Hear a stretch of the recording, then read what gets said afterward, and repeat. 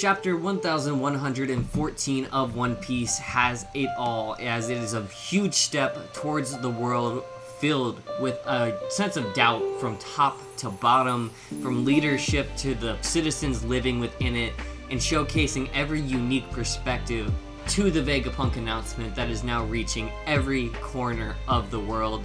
So, let's jump headfirst into this global scale event, and with this chapter, we're going to start once again with the cover series. Yeah, and I'm loving that we get to just keep continuing on Yamato's eventual journey through Wano. And we finally learn what Kinemon is actually requesting Yamato for, and that is to carry out the return of Enma to its rightful shrine in Yasui's place in Hakumai.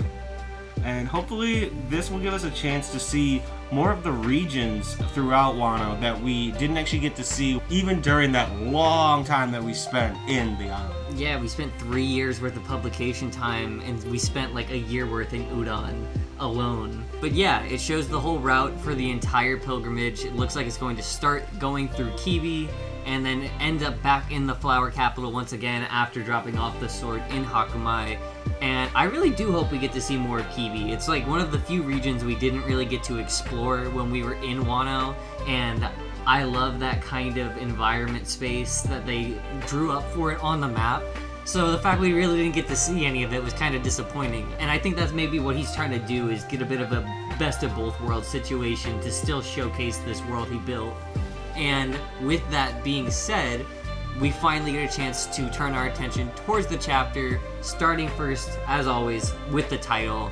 This time, pulling out a bit of Greek mythology, as it is the Wings of Icarus, and a very powerful title, as it's a very powerful ballad, but one that also seems to have a bit of double meaning for what it means to this chapter itself. Exactly. And the more obvious interpretation is in relation to Vegapunk, and the way he's reflecting as an individual, especially within this chapter.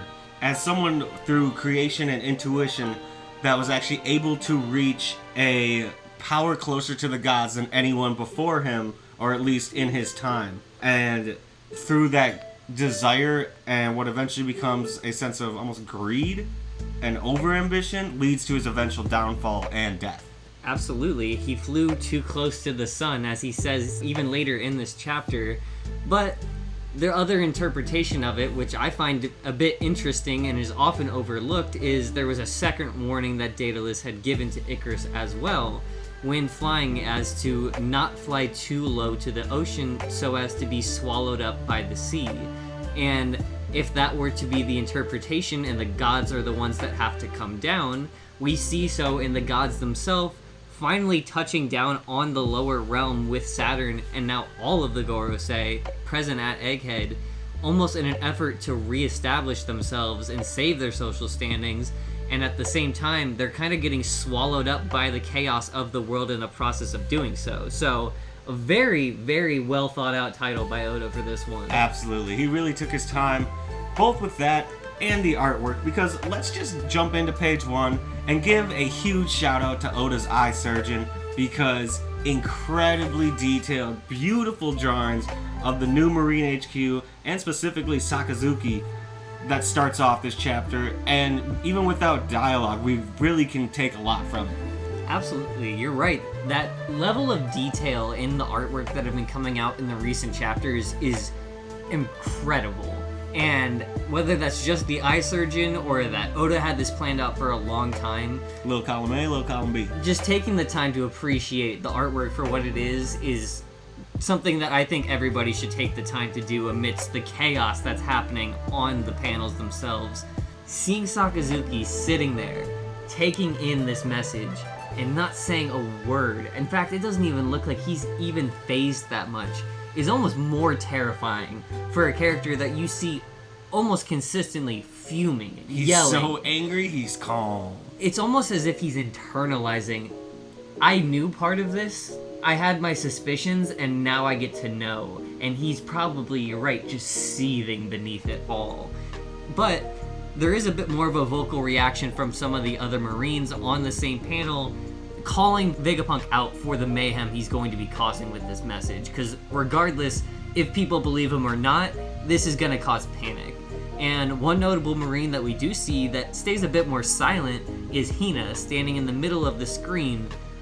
And of course, just because it's hilarious, a few steps behind her is Hamburger Head, the Marine, who I believe we've seen before in the story, but also just looks like a McDonald's sponsorship. I love that, yeah.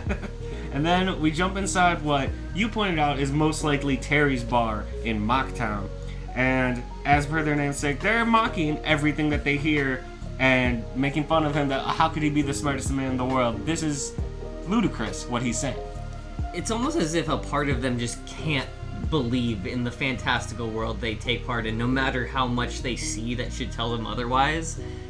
I kind of want to see their reaction to just like most world news for this reason. But so another interesting detail in that same panel is if you look in the center on the Den Den Mushi that's displaying Vegapunk's message, you still see Doflamingo's Joker symbol on that Den Den Mushi, despite him being in jail, despite Bellamy no longer being in Jaya as his sort of local contact. His influence is either still so felt in Jaya that he has that control, or they're just too lazy to replace it. I mean, as we just saw, pretty unserious individual, so it could just be, we already have notoriety under this, why change it? Either way, it's an interesting note to see within the chapter, and to jump to another location that does take this kind of concept a lot more seriously, we see Water 7, a town who was already preparing for flooding with the Aqua Laguna and the rising sea levels. Iceberg even plans to turn it into a ship. They themselves are still surprised to see that this is going to impact not just them, but the whole world. And every bit of the world has the potential to face the same issue they've kind of been fending off for years and years. And then we get our favorite cameo, a marquee appearance during any major global occurrence, and often will drop little keys of knowledge or, just play with people and their thoughts. Doflamingo, who is just overjoyed at the thought of what the flooding could do to Impel Down and is just embracing the chaos. And that dialogue continues on to the next page as we see an actual response to it from Magellan, who's now in his vice warden position. He points out that he has a fair point. The way that Impel Down is built to where the sea level is right at the brink of the actual prison itself has already caused flooding after the 1 meter rise from La Lucia, and we get a very interesting solid number from Doflamingo, almost giving us a sort of long-term countdown for the story of 5 meters. It will take 5 meters before the rest of most urban areas is no longer livable, before following it up with a very kind of nuanced statement of maybe we should go up somewhere high, which coming from the heavenly demon, it might sound like he wants to return home. He's trying to go home. But it could hold so much more to it as well. And to kind of put it in perspective, staying under the sea as they already are in Impel Down, we also see Fishman Island, another location that, interestingly enough, wouldn't really experience a lot of threat from the rising sea levels being at the bottom of the ocean within their bubble. They would experience overpopulation. Absolutely. More people trying to pass through or at least hide underneath the sea waves. But they do seem like they're a bit more in disbelief about this even being possible than anything. Maybe it's part of them being like, are we going to have to start using the NOAA? Is it the day we've been waiting on if the world's going to flood? And maybe that's why they're in disbelief, but they might have a huge role to play in the near future for this story too. And then finally, we jump back to Egghead, where we're starting to see discourse amongst the Marines about this information that they're being told. And onto the next page, the Gorosei, on the other hand, are just losing their minds. They are reeling. First saying, destroy the transmission signal, and then it's just anyone. Anything you can hear, see, smell, destroy it. Kill all life. Yeah, I mean, they were very quick to jump to that once they realized, oh, we can't make this a very controlled effort. And he took enough countermeasures that we can't make this a quick effort either. They've just decided to go clean slate with the entire concept of any life form that could be broadcasting this. Which to me, specifically, Lucci. That would be crazy if they killed him after how much he helped Mars when given the opportunity. That would be the ultimate betrayal. And somebody else who's still trying to get on their good graces is York, as she's starting to panic as well, as she knows that Mars is still probably going to hold her accountable, and you see Mars on the next page, he's going to hold her as a scapegoat if they can't figure this out. And I love that we got the other 4 Gorosei kind of in their own square, and then Mars on one side, York on the other, to really connect them. I feel like it's going to be him personally that takes her out. And moving back into Vegapunk's message that's prodding them to start rushing, we see what almost looks like it could be Alabasta based on their attire and some of the different like vegetation around there, as he gets back into proving that they can trust what he has to say by reaffirming that if my data is accurate and if my predictions are right, then your world will have experienced a vicious earthquake that will rock the planet. One that we are very familiar with as readers of the story. Yeah, and I mean, he also gives the disclaimer that, if this doesn't happen, then disregard the rest of this message. You can turn it off. But obviously, he knew it would happen, and everyone starts reacting, this is happening. This did just happen. How did he predict this? He even goes so far on the next page to give the detail of what the amount would be of the sea rising from this earthquake, being that 1 meter means some islands are uninhabitable and their shockwaves felt throughout the world, and every single person just had to sit there and say, oh wow, yeah, he is still the smartest man in the world, and he made this kind of prediction, before he reveals to all of them this wasn't just a natural occurrence. No. And then we cut back to Saturn just going absolutely berserk on the Straw Hats. You got Brook flying, Usopp upside down midair, and poor Chopper. Like, I get it, Nami's also lunging, Lilith is doing her thing frantically, but that dude, honestly, I don't know how he survived this. That's like a testament to his durability in guard point. Because that's a Gorosei just raining down on him. For multiple seconds, multiple attacks, and those are still the poison spikes that Luffy was warning them about before. Guard Point is having some serious stock rises throughout this entire arc. Yeah, quit hating on my boy Chopper. He's got it too. But he does look uncomfy. Oh yeah, no, he's not having a good time. He's not having a good time. He's looking Robin right in the eyes like, I hope you appreciate this. But eventually Saturn just decides he's done dealing with this. He decides to throw them all aside essentially as he's just barreling through to try and deal with the problem of the broadcast. And luckily, Robin is there to catch the rest of the crew after they spent all that time defending her.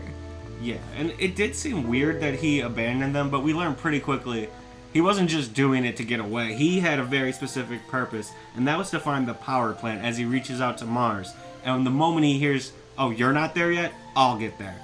He was seemingly closer because of him climbing up to attack those other Straw Hats and Robin, and we see how quickly he gets there, because as soon as he leaves, he essentially arrives at what is a huge eye grab of the chapter, being the Mother Flame, and wow, it's something to behold for sure. Even Saturn has to stop to take a moment to take it in.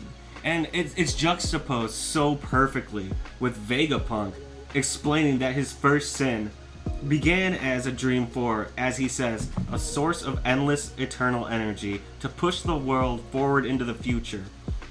And then we see the Mother Flame. And some interesting details on the Mother Flame itself, as well as no real small detail in this story seems to be without purpose. You see some markings for an S-108. Nothing we could really put together totally on that kind of encasing, but you see A and MU, which it seems to be the Japanese pronunciation for what Atom would be, Atomu. And kind of drawing those parallels again between Einstein and Vegapunk building the Manhattan Project and what is essentially a giant atom bomb for the One Piece's universe's comparison. And, I mean, Saturn called it the power plant. It's an atomic power plant. And Saturn also is just very confusedly trying to destroy it with his walking stick instead of staying in his yokai form that was clearly destructive enough. Yeah, that threw me off. I'm not gonna lie. I don't understand why he'd be much more effective if he was in spider form than an old man with stick. Hey man, that's just what he decided to do. But Vegapunk just said it himself. He flew too close to the sun, and this is where it has led him as we finally see his true intentions and what the ramifications to that were But at the same time, how far into this message do you think they're going to be? Do you think Walking Stick is going to wait until he gets all the information out? Or do we think we're going to get it a bit sooner? Because it just doesn't seem right for Oda to actually give us this information all at once. Especially when it seems like Robin would have to be the person to tell us the true history. Yeah, and while I'm interested to see how they actually plan to transport this thing out of here, because it's in a big vat. And it seems like that flame needs to be kept there. They're not that far away. They're going to get what they came for, and as soon as they do, they're cutting off that transmission. I wouldn't be surprised if, as we learn more later in this chapter, we start to learn about Joy Boy. What if we learn a bit more about his backstory, but as it comes to learning about the kingdom itself, that's where we stop? That would be an interesting point to leave us. However, we also get a bit of a close-up of that flame, like you said, sitting within that giant vat. And it's interesting to see a flame sitting within this giant canvas of liquid that we don't know what it is just yet. But before cutting back to the Iron Giant, you just get that one keyed moment on it. And he's tanking hits. I mean, the Navy says it themselves. Nothing's working. He's just taking all their damage without any effect. And that comparison of that tiny piece of the sun Vegapunk is trying to create, and whatever's powering this Iron Giant still, whether it be the drums of liberation or what, there's just that small bit Vegapunk couldn't quite get over the hump to do.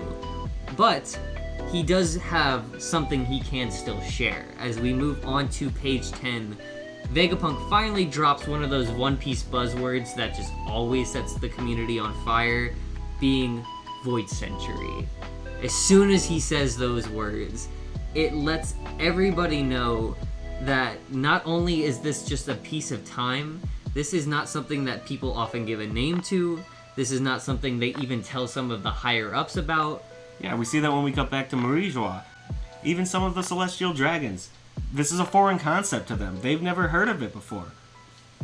And specifically, Charlos' sister, Shalria, she's very open-minded and somewhat questioning, Void Century, I've never heard about that. I'm supposed to be the god of this world, and I don't even know about this. And it looks like she's just keen on this. And she might even end up doing some of her own research in Pangea or whatever records they have there. But you can't imagine that for a sin of the regular world that has to be punished, it seems like it might be setting her up, if she were to take that path, to run into some problems with the God's Knights. It definitely could. And then that savage line that we get from another one of the Celestials, you gotta wonder if he even knows what he's talking about, or if he's just angry at the general announcement itself. The lack of lobster dinner. Yeah. He's starving. But as somebody who's not too bothered by these announcements, to wrap up page 10, we see somebody who I honestly didn't think we would see until we reach Elbaf, and the back of the head of Jaguar D. Sol, who's just sitting and taking this all in what appears and what I can only assume is Elbaf. And he gives that trademark smile. It almost seems like he's just finally relaxing as he sees trademark laugh too.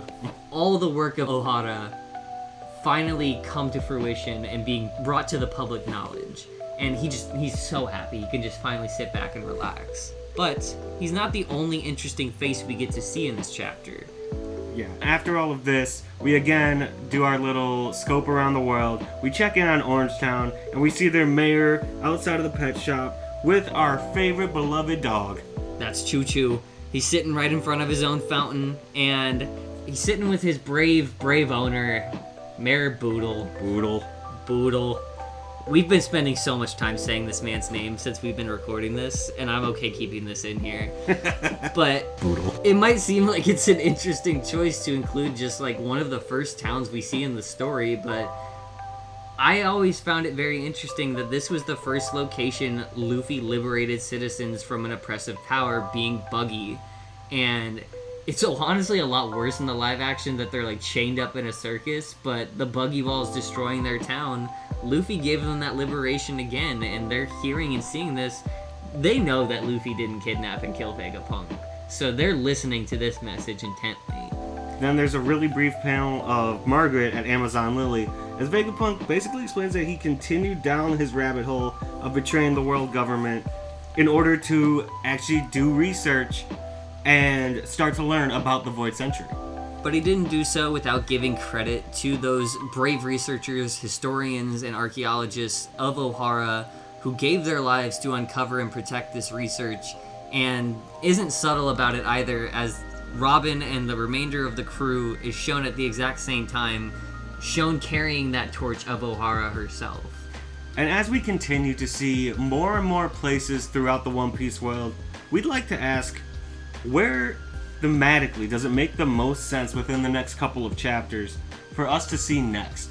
Because there's still a lot of places, even with all of the look-ins that we've had, that we've yet to touch with this Egghead reveal. Yeah, I mean, you could look back to the earliest places like Drum Island or Baratier. It looks like we see some of Alabasta, but you could see more of it like Alubarna or Logetown or even Kokoyashi. But there's two that we kind of picked out that I think would make a lot of sense too if you want to go with yours first. Yeah, I would love to see how Wano is reacting to all of this. Momo, Kinemon, everyone. That would be very interesting to see, because who knows what they could maybe have intuition to with all of their ties to the true start of history. You could definitely assume that Kaido would have a transponder Denden Mushi in his castle at some point that they would probably bring back to the mainland to use. But somebody I'm really keen to hear their thoughts are Germa 66 in that kingdom, as they have kind of had their own tyrannical rule over the North Blue for some time. They've obviously had some things that they've been trying to hide with clone armies and things like that. So to just see who's been holding the strings to the entire game at the highest level, and seeing Sanji's involvement in this as a Straw Hat and everything else, I'd really be interested to see what their thoughts or what they have to say about Vegapunk or anything would be. So you guys think about other locations you might want to see, and let us know if there's any other ones that you think would make a lot of sense. Then, hopping back to Egghead, there is a kind of break real quickly from Vegapunk's broadcast, where we actually just see the Straw Hats now alone by the Sunny, and we start to see that the island clouds are beginning to stretch out towards the edge of the island. And this is a credit to one very tiny but very brave satellite, being Edison, who, as we had predicted a couple chapters ago, kind of gave up his own life to make the decision to say, I'm going to give the Straw Hats a gambling chance, and I am going to expand the Cloud Road for them so they have a chance to use the Kuda Burst. Salute to the man, Edison. He's not the first to go out, and hopefully he's the last. We're losing quite a few good soldiers here. We're losing a lot of satellites fast, and it's sad. And Stussy. Yeah, I mean, we don't get a chance to know too much about these characters just yet, so they may come back later in the story, but we also are in the final saga, so the stakes are high, and this is a character that we got 7 versions of, so killing off a few here and there kind of just seems like necessary collateral. But only having 1 or 2 make out of this like situation also just kind of makes it interesting to think about who they're going to be accompanying as they leave, because that's a huge benefit to whoever leaves with one Vegapunk or the other. It's looking like Atlas and Lilith. Atlas and Lilith, but if York makes it out and she does stay with the government, so they still have to balance it out by having their own Vegapunks, they might not kill her, but they could keep her as their own, like, brain slave. They could. But I think they're going to be kind of bloodlusted, though. That's true. They might just not think that far ahead. However, into page 13, the final page of this chapter, and everyone is holding their breath, from the giants to the Gorosei to every person tuning to in. me! To me too! And he finally starts to tell the tale of the Void Century by starting to tell the story of their star, Joy Boy. Let's go! And not only that, but he begins to tell this story by clarifying Joy Boy was somebody born into this very advanced kingdom. He didn't create the ancient kingdom, so we learned that. But he was born into it, and he embodied the lore of Nika. So definitively separating the two as different characters as well, while also setting up a ton more Nika lore to be revealed in Elbaf. Exactly. So he was more of the original Luffy in that sort of sense, that he took on the fruit, found its awakening, and became the true representation of freedom. And yeah, just wow. Wow, wow. There's so much meaning behind just those first two major reveals about Joy Boy, and we're still not anywhere seemingly close to stopping this announcement. And we started One Piece learning that Roger started the Great Pirate Movement. It was truly Joy Boy, if we're being real. He's the first pirate. There's just a lot more to come, but a lot that we've already had to discuss. So we are going to wrap up this chapter recap by giving you just a few closer look observations that we pieced together by reviewing the chapter a few times, just to give you something a little bit extra to think about as you're reviewing and rereading the chapter yourself. And so to start, we wanted to key back in on Shalria's reaction and Marie Joie during this announcement, admitting she knows nothing about the Void Century. And very clearly showing that she was very interested by, like, this piqued her interest in a very serious way. How have I never heard of this before? And there's plenty of celestial dragons that are above even caring about things like that. They can give in to their hedonism and their narcissism, so why should they have to care? But there's been different celestial dragons like Nielsgard that have shown that you can reform. And having one reform for the concept of knowledge and pursuing knowledge isn't something that's outside the realm of possibility. However, if she does continue down that path, I think we're going to see a lot more focus on Shalria in the next couple chapters. However, I don't think it's going to end well for her. Yeah, especially they've already killed one Celestial. They definitely would take another. And if this reveal can affect even a Celestial Dragon, you know it's going to affect the world government and the Marines.